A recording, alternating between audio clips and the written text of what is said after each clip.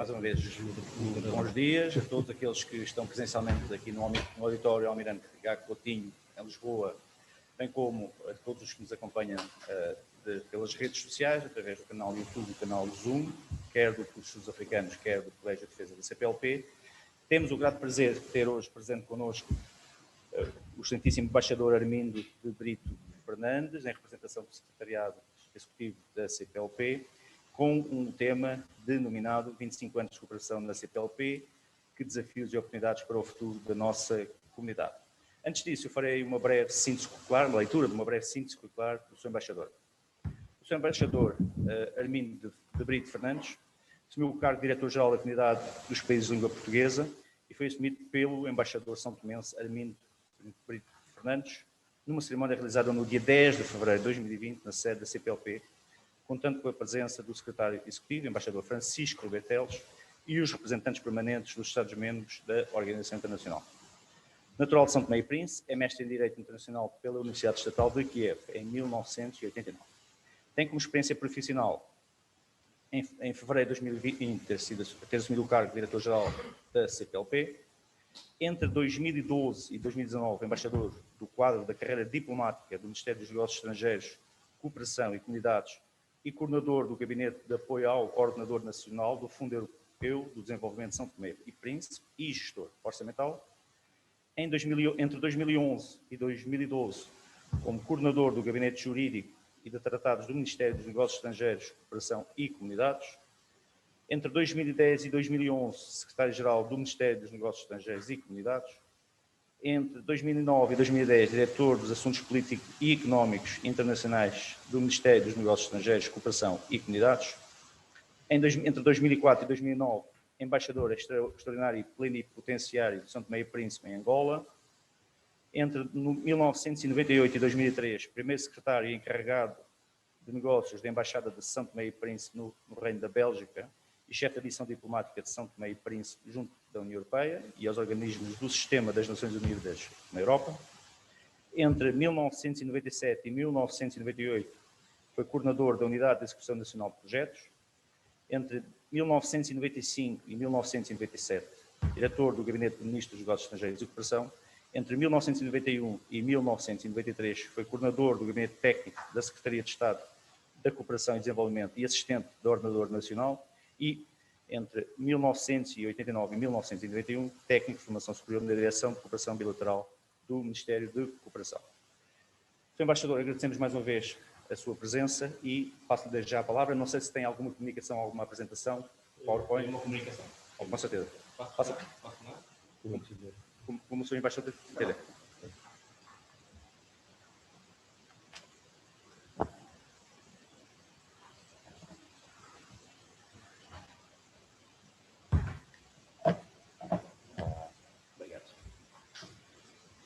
Bem, quero começar por cumprimentar a todos quantos estão cá presentes e agradecer por essa oportunidade de podermos trocar algumas impressões sobre a comunidade dos países de língua oficial portuguesa, que é, digamos, a nossa comunidade.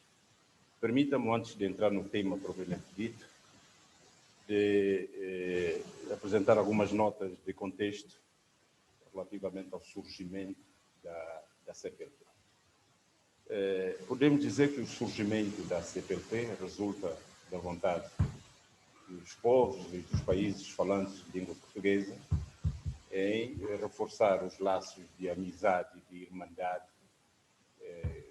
criados ao longo dos séculos, primeiramente através da colonização portuguesa, e esta vontade, digamos, prevaleceu depois das independências dos respectivos países.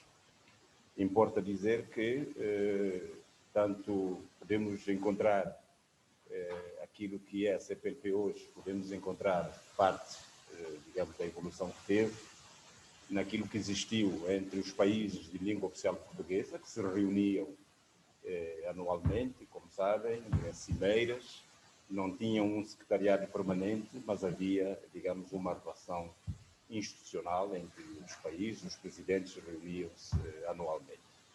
Encontraremos também parte do que é a CPLP hoje no relacionamento privilegiado que Portugal sempre teve com os 5 países de língua oficial portuguesa, no relacionamento que o Brasil também sempre teve com esses 5 países de língua oficial de língua portuguesa, e também no relacionamento privilegiado que Portugal e o Brasil sempre tiveram. Podemos concluir que existem 3 momentos marcantes, digamos, no surgimento da CPLP. O primeiro momento foi a conferência que teve lugar em São Luís do Maranhão, no Brasil, em 1989, onde se lançou, digamos assim, as bases da criação da CPLP e onde foi criado o Instituto Internacional da Língua Portuguesa, que é hoje um órgão da CPLP, mas que antecede a própria criação da CPLP. Depois, anos mais tarde, em 1994, houve uma reunião dos ministros dos negócios estrangeiros dos 7 países. Recordo que na altura, hoje a CPLP é composta por 9 países, mas na altura eram 7, portanto, nem o Timor, nem a Guiné Equatorial, que fazem parte hoje, faziam parte na altura. E esta reunião dos ministros dos negócios estrangeiros lançou as bases para a criação daquilo que é a CPLP hoje, nomeadamente recomendando a realização de uma reunião dos chefes de Estado, que veio acontecer 2 anos depois, e este é o terceiro momento, portanto, em 17 de julho de 1996, foi então criada a CPLP com a adoção da declaração constitutiva da CPLP. Portanto, este é o percurso que foi feito até a CPLP que nós temos hoje e que já tem, como sabem, 25 anos completados no ano passado. Começo, como dizia, por agradecer o convite que foi dirigido à CPLP para nos associarmos à terceira edição do Colégio de Defesa, subordinado ao tema O papel da CPLP na segurança regional, juntamente com prestigiadas instituições e ilustres palestrantes de reconhecida competência das matérias que compõem esta formação. Ao Secretariado Executivo da CPLP foi proposto abordar o tema 25 anos de cooperação na CPLP e desafios e oportunidades para o futuro da nossa comunidade. O que, por um lado, nos convida a fazer um balanço do caminho percorrido e, por outro, a projetarmos a organização para o futuro. Gostaria de apresentar, por isso, 4 ideias principais. A primeira, a CPLP é uma inevitabilidade histórica, ou seja, a CPLP não poderia deixar de existir. A CPLP é o resultado natural e desejável de um vínculo histórico de séculos que liga os seus Estados-membros de maneira muito profunda. O legado dessa ligação e, ao mesmo tempo, veículo de renovação dessa mesma ligação é a língua que nos une, a língua portuguesa. E a língua não é um traço de união exclusivo aos nossos Estados. Pelo contrário, vai muito mais além, unindo os nossos cidadãos, incluindo as numerosas diásporas que ultrapassam largamente dos nossos países. Nada mais lógico que, assim ligados, isto é, unidos por esse vínculo histórico e pela língua a qual, por decisão soberana, concederam o estatuto de língua oficial, esses países se juntassem para, em conjunto, defenderem interesses comuns. E se juntassem numa organização internacional, que é em si mesma um espaço multinacional e multicultural, de concertação multilateral, que permita aos seus membros cooperarem em matérias de interesse comum, no mesmo idioma, que os projeta enquanto espaço comum.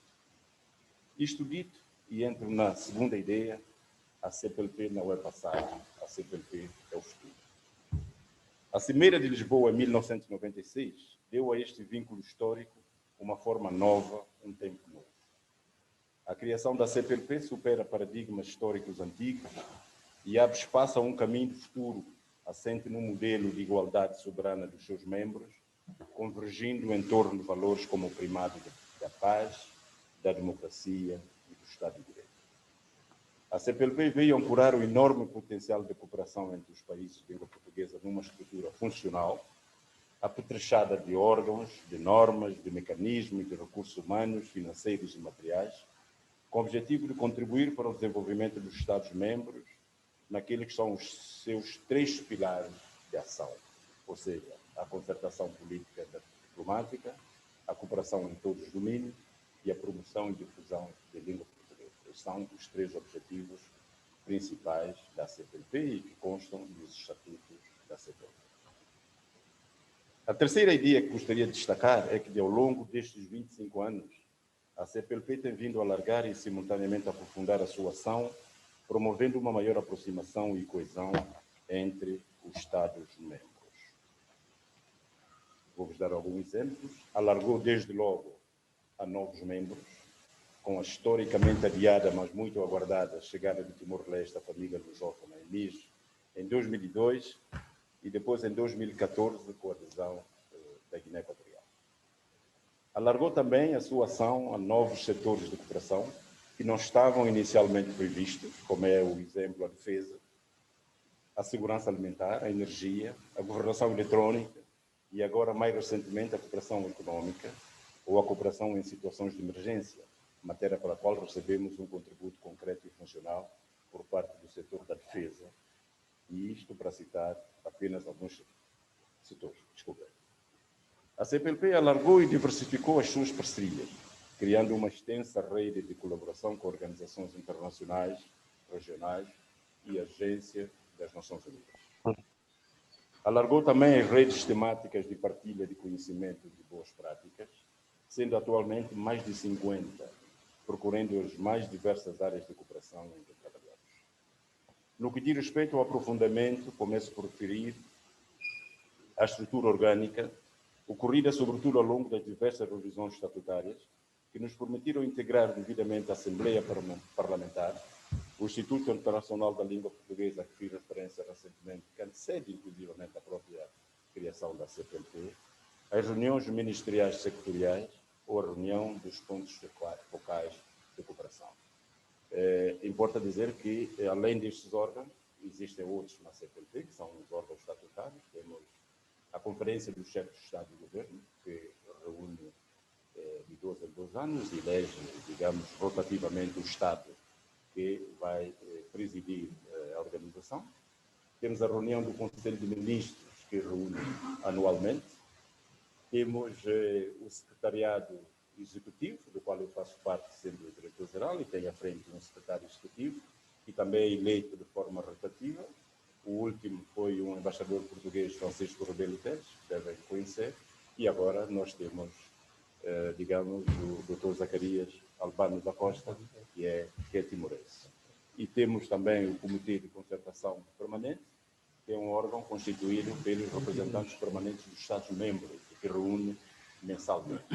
Todos os Estados-membros têm um representante junto à CPLP. E alguns países mesmo têm representantes apenas junto à CPLP. Portanto, a maior parte deles têm representações que cobrem, portanto, são representados junto às autoridades portuguesas e junto à CPLP. Temos o caso do Timor-Leste e do Brasil, que têm representações autónomas apenas para a CPLP. Aprofundamos e tornamos mais eficientes os mecanismos de ação com a criação de planos estratégicos sectoriais, complementados com planos de ação de caráter operacional. Ainda neste contexto, alinhamos as estratégias com a Agenda 2030 e estamos empenhados em alcançar os objetivos do desenvolvimento sustentável. Aprofundamos o trabalho de parceria com secretariados permanentes, secretariados técnicos e outros órgãos das componentes sectoriais, como tem vindo a acontecer com o Secretariado Permanente dos Assuntos da Defesa ou com o Centro de Análise Estratégica no âmbito da componente de defesa. Aprofundamos e alargamos o trabalho da consolidação da participação da Guiné Equatorial na CPLP, através da aprovação do Plano de Apoio à Integração da Guiné Equatorial no Conselho de Ministros de Mindelo em 2019, estruturado em 7 eixos: promoção da língua portuguesa, implementação do acervo comunitário, patrimônio cultural, comunicação social, sociedade civil, direitos humanos e, o último deles, desenvolvimento econômico. O plano permitiu levar adiante uma série de ações de formação e capacitação de funcionários e técnicos da Guiné Equatorial, feitas em parceria com uma série de entidades especializadas. Do mesmo modo, temos vindo a promover cada vez mais a concertação e a tomada de posições comuns em temas importantes da agenda internacional, como foi o caso das conferências globais sobre o combate ao trabalho infantil ou do Fórum Mundial da Água. Continuamos a mobilizar apoios à candidatura de Estados-membros ou de destacadas personalidades para cargos internacionais no quadro de outras organizações. Essa é uma componente também em que a cooperação a nível da CPLP tem funcionado plenamente, é o nível da concertação político-diplomática. Os nossos Estados se concertam no plano internacional. Agora, por exemplo, está a decorrer a Semana do Alto Nível das Nações Unidas e o Sr. Secretário Executivo está presente em Nova Iorque para participar das sessões da Assembleia Geral e também se concertar com os outros Estados-membros da CPLP que estão presentes em Nova Iorque. E cabe ainda referir que temos assegurado o acompanhamento de situações de crise no contexto interno dos Estados-membros e apostado na realização de um elevado número de missões de observação eleitoral, como aconteceu no passado mês de agosto, nas 5ª eleições gerais em Angola, ou presentemente em São Tomé e Príncipe, cujas eleições legislativas autárquicas e regionais têm lugar no próximo domingo, dia 25. Nós temos estado a participar em missões, a constituir e a participar em missões de observação eleitoral em todas as eleições que se realizam no universo dos países da CPLP. Estivemos em Timor e este ano tem sido um ano de muitas eleições. Nós estivemos em Timor, estivemos em Angola, estamos agora em São Tomé e Príncipe, vamos estar na Guiné Equatorial em novembro, quando se realizarem as eleições gerais na Guiné Equatorial, e estaremos em dezembro na Guiné-Bissau, quando se realizarem eleições legislativas naquele país. Entendemos que isso é uma forma de garantirmos uma maior visibilidade da organização junto dos nossos próprios países. Reconhecemos que, em alguns casos, muitos de nossos cidadãos não sabem muito daquilo que é a CPLP e o que faz a CPLP. Portanto, com este esforço, tentamos estar sempre presentes nos Estados-membros. E já no que toca à língua portuguesa, a CPLP tem contribuído de maneira muito significativa para a projeção do português, para reforçar o peso do português comparativamente a outros idiomas e para um alcance cada vez mais global do nosso idioma.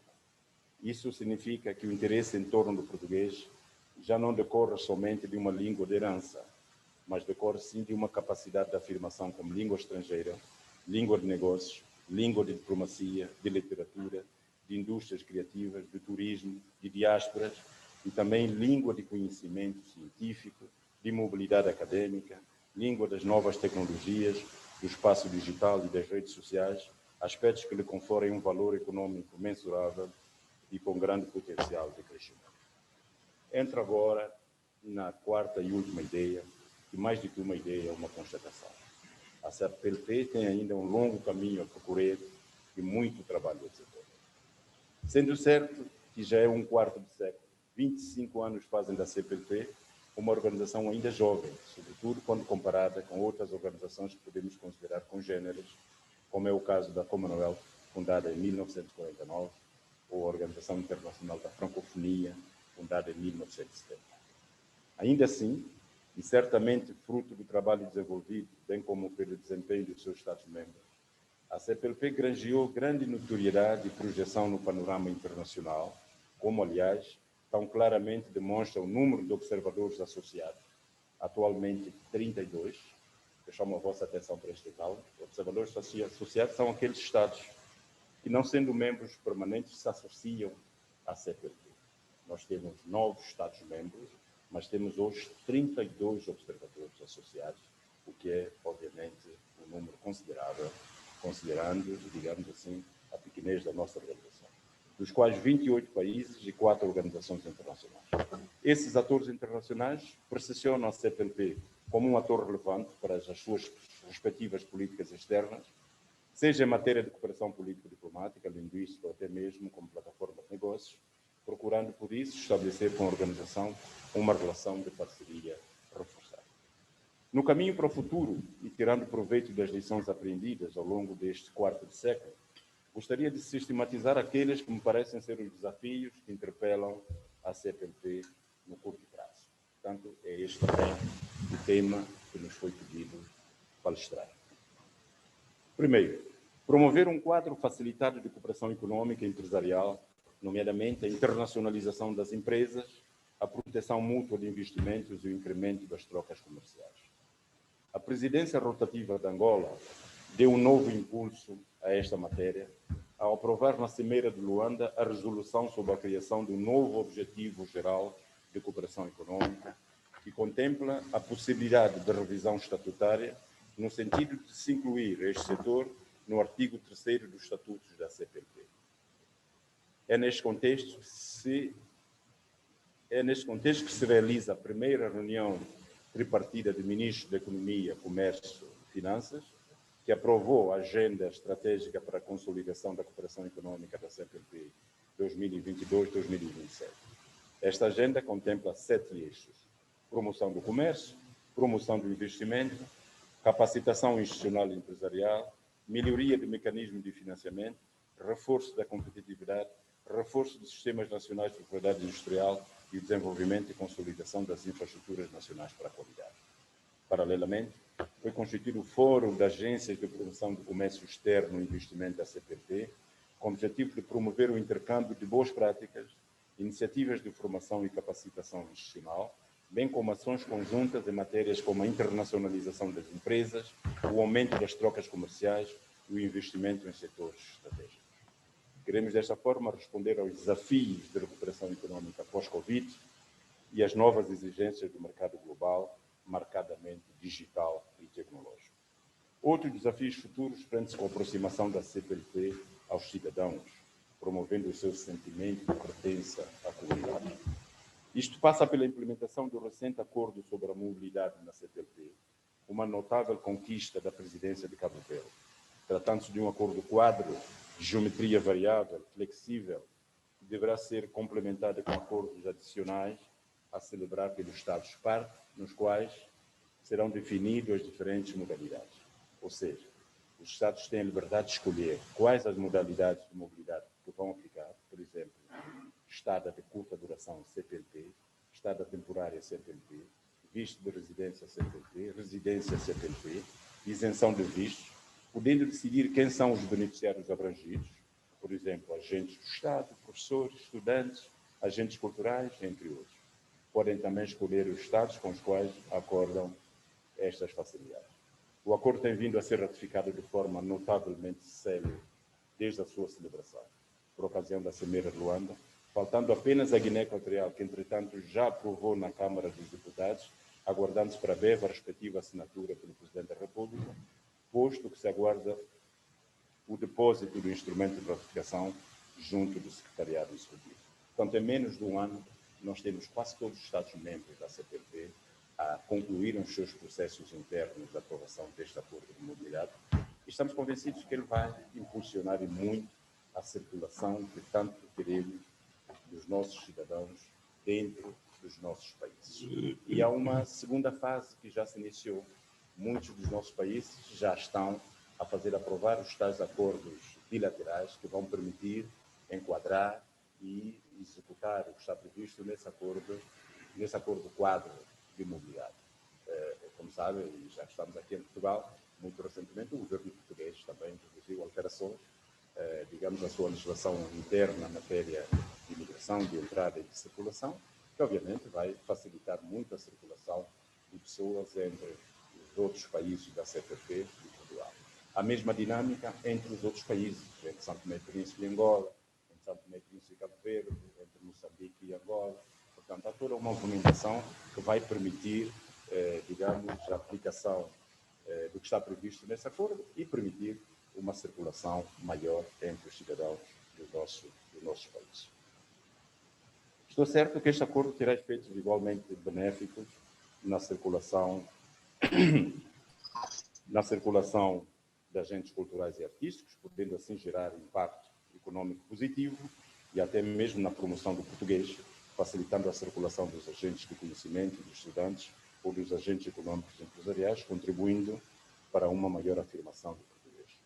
Também a promoção da língua portuguesa coloca desafios à ação futura nossa, primeiramente, que diz respeito à necessidade de reforçar os meios para a promoção da língua portuguesa no plano interno, infra-CPLP e no intra-CPLP e no plano externo. No plano interno, projeções da ONU apontam para a duplicação dos falantes do português até o final deste século, graças ao crescimento demográfico exponencial em Angola e Moçambique.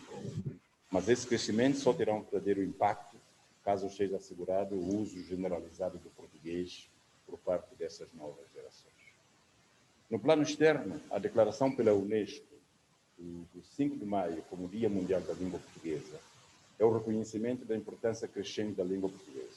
Atualmente, o português é a língua mais falada no hemisfério sul, graças ao Brasil. Está entre a quarta ou quinta língua mais falada no mundo. É uma das que registra maior crescimento na internet. É a língua oficial ou de trabalho em mais de 32 organizações internacionais.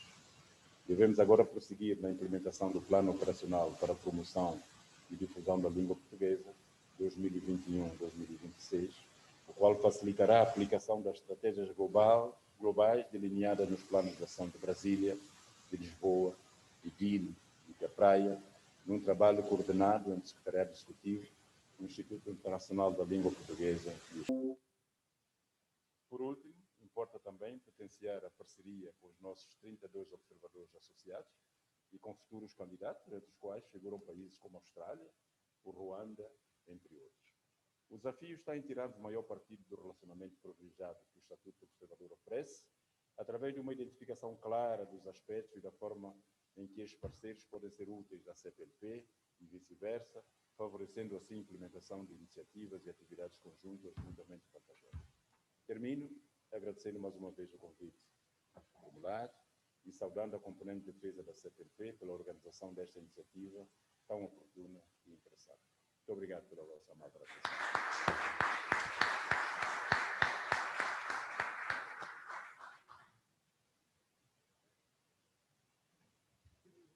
Embaixador, muito obrigado pela sua comunicação, que de certo esclareceu algumas das dúvidas que poderiam existir, então, aqui na parte dos auditores que nos acompanham aqui presencialmente, bem como os auditores que nos acompanham online, por cursos sul-africanos e do Terceiro Colégio de Defesa da CPLP. Iniciava agora o período de questões, de debate, um período com que eu pedia 2, 3 questões aqui ao auditório e depois passaria a palavra a quem nos acompanha online para formalizar também as suas questões. Por favor. Muito bom dia, Raul Braga Pires, Observatório Político e Sinamil. Eu gostaria de pedir ao Sr. Embaixador que nos explicasse, nos esclarecesse quais é que são as vantagens de se ter o estatuto de observador no seio da CPLP e já há uma vasta lista de países com esse estatuto e há outra vasta lista com processos em análise. E também se nos poderia dar alguns detalhes sobre esse processo, como é que consiste esse processo de análise e porque é que há alguns países que estão desde 2012, quando fizeram esse pedido, a aguardar esse estatuto. Muito obrigado. Deixava para mais uma ou duas questões aqui no auditório. Não há. Passava a palavra ao Sr. Embaixador. Muito obrigado por uma...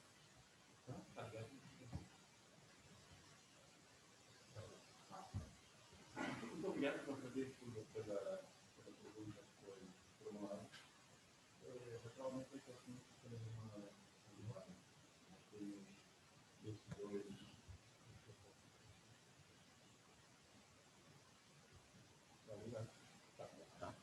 Portanto, nós temos não só os observadores associados, aproximado mais, não é? Ok, claro assim, está melhor assim. Portanto, nós temos como entidades que se podem juntar à CPLP os observadores associados e os observadores consultivos.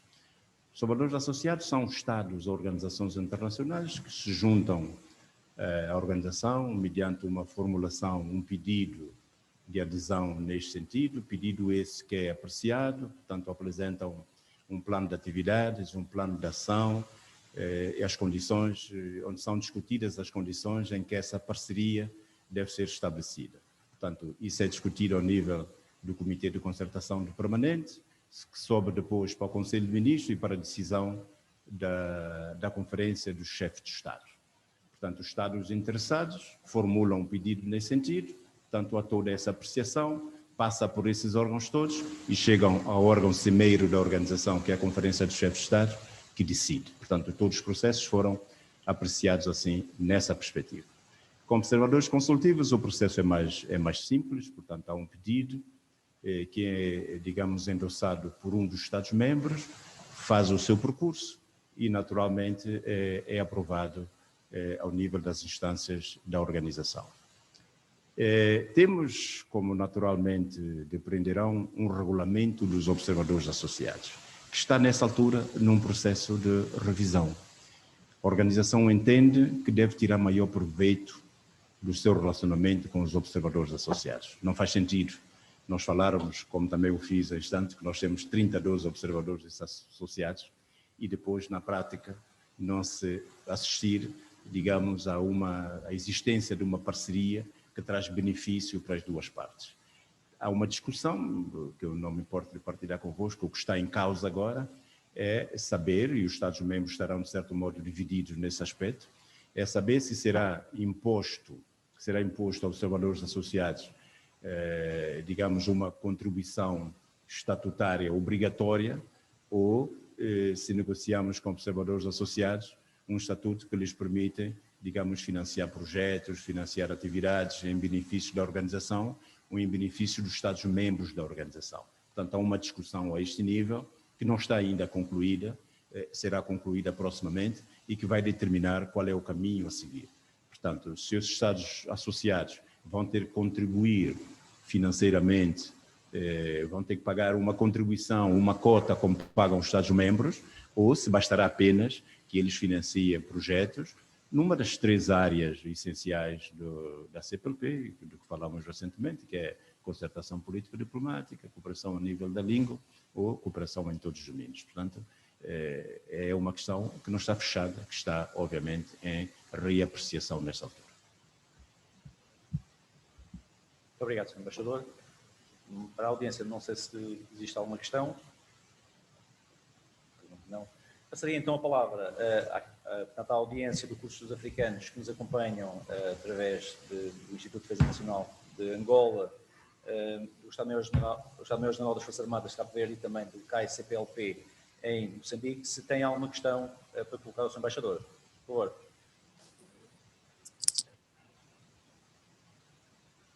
Bom dia. Paulo de Angola. Pedia para poder se aproximar do micro para nós podermos escutar completamente a sua questão, por favor. Não sei se melhorou a escuta. Pode colocar a questão, por favor. Não, só para dizer que o Instituto de Defesa Nacional e o Polo de Angola não têm questão por agora. Muito obrigado. Não sei se Cabo Verde ou em Moçambique tem alguma questão.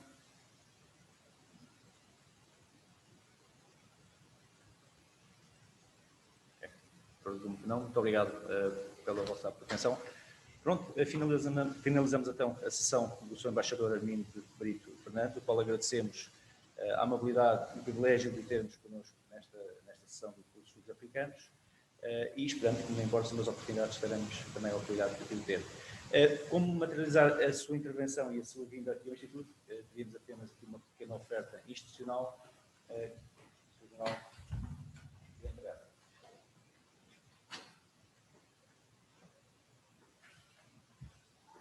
Embaixadora, permite que lhe entregue um exemplar daquilo que é a nossa produção científica da revista de Ciências Militares.